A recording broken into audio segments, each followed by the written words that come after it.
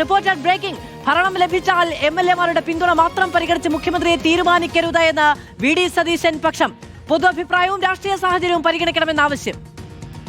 ഏറ്റവും കൂടുതൽ എംഎൽഎമാരുടെ പിന്തുണ കെ.സി. വേണുഗോപാലിന് ലഭിക്കാൻ സാധ്യതയുള്ള സാഹചര്യത്തിലാണ് പൊതു അഭിപ്രായം കൂടി പരിഗണിക്കണമെന്ന ആവശ്യം ഉയർത്തുന്നത്. റോഷിപാലാണ് ചേരുന്നത്. റോഷിപാൽ, അപ്പോൾ ലീഗിന്റെ മറ്റ് ഘടകകക്ഷികളുടെയൊക്കെ പിന്തുണ ഉറപ്പിക്കുന്നുണ്ട് വി.ഡി. സതീശൻ. പക്ഷേ പാർട്ടിക്കകത്തെ എംഎൽഎമാർ ആർക്ക് വേണ്ടി കൈപ്പൊക്കുമെന്ന് ചോദിച്ചാൽ അത് കെ.സിക്കായിരിക്കുമോ കൂടുതൽ എന്നൊരു സംശയമുണ്ട്. ആ സാഹചര്യത്തിലാണോ ഇപ്പോഴത്തെ ഈ നീക്കം?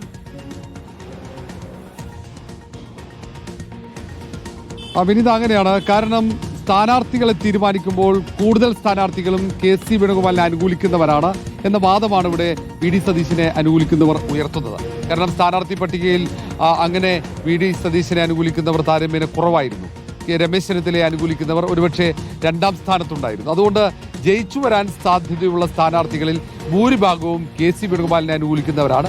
രണ്ടാമത് ഒരുപക്ഷെ രമേശ് ചെന്നിത്തലയെ അനുകൂലിക്കുന്നവരും മൂന്നാമത് മാത്രമേ വി.ഡി. സതീശനെ അനുകൂലിക്കുന്നവരും ഉണ്ടാകും. ഒരുപക്ഷെ 5-ൽ താഴെ മാത്രമാകും വി.ഡി. സതീശനെ പിന്തുണയ്ക്കുന്ന എംഎൽഎമാർ ഉണ്ടാവുക എന്ന ഒരു വിലയിരുത്തലുണ്ട്. അത് പൊതുവിലയിരുത്തൽ കൂടിയാണ്. ഈ സാഹചര്യത്തിൽ കൂടിയാണ് സംസ്ഥാനത്തെ രാഷ്ട്രീയ സാഹചര്യം, പൊതു അഭിപ്രായങ്ങൾ, ഘടകകക്ഷികളുടെ അഭിപ്രായങ്ങൾ എല്ലാം പരിഗണിക്കണം, എംഎൽഎമാരുടെ അഭിപ്രായം മാത്രം പരിഗണിച്ചാൽ പോരാ എന്ന ഒരു നിർദ്ദേശം വി.ഡി. സതീശനെ അനുകൂലിക്കുന്നവർ മുന്നോട്ട് വയ്ക്കുന്നത്. കാരണം കെ.സി. വേണുഗോപാലാണ് കൂടുതൽ സ്ഥാനാർത്ഥികളെ തീരുമാനിച്ചതെങ്കിൽ സ്വാഭാവികമായും കെ.സി. വേണുഗോപാലിന് പിന്തുണ വർദ്ധിക്കാൻ സാധ്യതയുണ്ട്.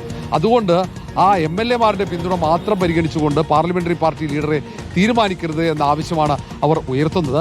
ഈ കാര്യം നിരീക്ഷകരായി എത്തുന്ന ആ പ്രതിനിധികൾ, എ.ഐ.സി.സിയുടെ പ്രതിനിധികൾക്ക് മുന്നിലും ഉന്നയിക്കുമെന്ന സൂചനകളും പുറത്തു വരുന്നുണ്ട്. ഒരുപക്ഷെ സംസ്ഥാനത്തിന്റെ ചുമതലയുള്ള എ.ഐ.സി.സി ജനറൽ സെക്രട്ടറി ദീപദാസ് മുൻഷിയെ ഈ കാര്യം വി.ഡി. സതീശനെ അനുകൂലിക്കുന്നവർ അറിയിക്കാൻ സാധ്യതയുണ്ട്. കാരണം മുസ്ലിം ലീഗ് ഉൾപ്പെടെ ഘടകകക്ഷികളുടെ പിന്തുണ വി.ഡി. സതീശൻ ഉറപ്പിച്ചിട്ടുണ്ട്. മറ്റു അങ്ങനെ ഒരുപാട് നേതാക്കളും എന്ന നിലയ്ക്കാണ് റോഷി. അവിടെ പന്തൽ പണിയൊക്കെ എന്തായി? കസേരകളും നിരത്തി തുടങ്ങിയോ? നമ്മൾ ഈ മുഖ്യമന്ത്രി കസേരയെ കുറിച്ച് പറയുമ്പോൾ പക്ഷേ അതെ, വലിയ ആത്മവിശ്വാസമുണ്ട്. തകൃതിയായ പണികൾ നടക്കുകയാണ്. പന്തൽ പണിയല്ലേ? ഉച്ചയ്ക്ക് ഭക്ഷണം ഉണ്ടെന്ന് പറയുന്നു. അതെന്താകും എന്നും കൂടി ആകാംക്ഷയുണ്ട്. ബിരിയാണിയാണോ, പായസമുണ്ടോ? വിനിത, തീർച്ചയായും വലിയ ആത്മവിശ്വാസത്തിലാണ്. രാവിലെ തുടങ്ങിയ പന്തൽ പണിയാണ്. ദൃശ്യങ്ങൾ നമുക്ക് കാണാം. KPCC ആസ്ഥാനമായ ഇന്ദിരാഭവന്റെ മുറ്റത്ത് വലിയ പന്തൽ ഒരുങ്ങിക്കഴിഞ്ഞു. ഈ പന്തലിലാണ് കോൺഗ്രസിന്റെ മുഴുവൻ നേതാക്കളും ഇരുന്ന് നാളെ തെരഞ്ഞെടുപ്പ് ഫലം വിലയിരുത്താൻ പോകുന്നത്. അത് വലിയ LED വാൾ ഉണ്ടാവും. ഈ കാണുന്ന കറുത്ത ഈ ബാക്ക്ഗ്രൗണ്ടിലാണ് ഇവിടെ LED വാൾ സ്ഥാപിക്കും. ആ LED വാളിൽ ദൃശ്യങ്ങൾ അവർ കാണും. അത് കെ.സി. വേണുഗോപാൽ മുതലുള്ള എല്ലാ നേതാക്കളും ഉണ്ടാകും. എ.ഐ.സി.സിയുടെ സംഘടനാ ചുമതലയുള്ള ജനറൽ സെക്രട്ടറി കെ.സി. വേണുഗോപാൽ ഇന്ന് രാത്രിയോടെ തന്നെ കേരളത്തിലേക്ക് തിരിച്ചെത്തും. ഇപ്പോൾ ദില്ലിയിലാണുള്ളത്. അതിനൊപ്പം പ്രതിപക്ഷ നേതാവ് വി.ഡി. സതീശനുണ്ട്. പക്ഷേ അദ്ദേഹം ഏതാണ്ട് ഉച്ച വരെ കണ്ടോൺമെന്റ് ഹൗസിലായിരിക്കുമെന്ന സൂചനയുണ്ട്. മറ്റു നേതാക്കൾ KPCC അധ്യക്ഷൻ സണ്ണി ജോസഫ്, രമേശ് ചെന്നിത്തല അടക്കമുള്ള കെ. സുധാകരൻ അടക്കം അടൂർ എല്ലാ നേതാക്കളും ഇവിടെ എത്തും. പന്തലൊക്കെ ഒരുങ്ങി കഴിഞ്ഞു. പായസമുണ്ട്, ലഡുവുണ്ട്. കസേരൊക്കെ നിർത്താൻ വേണ്ടി വെച്ചിരിക്കുകയാണ്. ആ ദൃശ്യങ്ങൾ കാണാം. പന്തൽ പണി അന്തിമഘട്ടത്തിലാണ്. അതിനൊപ്പം പായസം റെഡിയാണ്.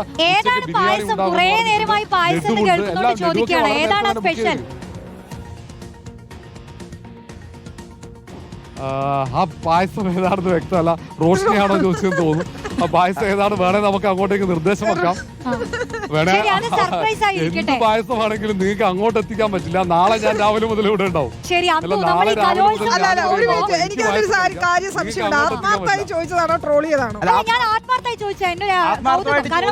അവിടെയുള്ള ആളുകൾ സന്തോഷത്തോടു കൂടി ഇത് കഴിക്കുകയും വേണം. തീർച്ചയായും. കാരണം നമ്മൾ ഈ കലോത്സവത്തിന് പോകുമ്പോൾ ഈ പഴയിടത്തിന്റെ പാചകശാലയിൽ പോയി എല്ലാ ദിവസവും രാവിലെ ചോദിക്കും ഇന്ന് ഏതാ പായസം. അതുപോലെ ഇപ്പൊ അവസ്ഥ. എന്തായാലും പായസം ഏതാണെന്ന് അറിയാം. പിന്നീട് അന്തോ മറ്റൊരു കാര്യമുണ്ട്.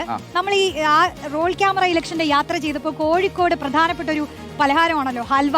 അപ്പൊ അന്ന് നമ്മൾ ഈ ഹൽവ കടയിൽ SM സ്ട്രീറ്റിൽ കയറിയപ്പോൾ അവർ പറയുന്നുണ്ടായി പലതരം ഹൽവകളുണ്ടോ. ഇളനീർ ഹൽവ, ഗോതമ്പ് ഹൽവ, ഓറഞ്ച് ഹൽവ, ഹൽവ, കാന്താരി ഹൽവയുണ്ട്. അന്ന് നമ്മളോട് പറയുകയുണ്ടായി ഈ കോഴിക്കോട് ചിലപ്പോ വന്നു കഴിഞ്ഞാൽ ഒരു തെരഞ്ഞെടുപ്പ് ഹൽവ തന്നെ ഞങ്ങൾ ഒരുക്കി കൊടുക്കാം വിജയിക്കുന്നവർക്കെന്ന് ഒരു ചേട്ടൻ നമ്മളോട് പറയുണ്ടായി. അതാണ്. അപ്പൊ ഈ ഒരു ഹൽവയുടെ മധുരം ആര് നുണയും, ഈ പാൽപ്പായസത്തിന്റെ മധുരം ആര് നുണയും ഇപ്പോ പുറത്തറിയുന്നത് ഈ UDF എല്ലാ തരത്തിലും പന്തലൊരുക്കുന്നതും പായസം വിളമ്പാൻ ഉദ്ദേശിക്കുന്നതും ബിരിയാണി വെക്കുന്നതൊക്കെയാണ്.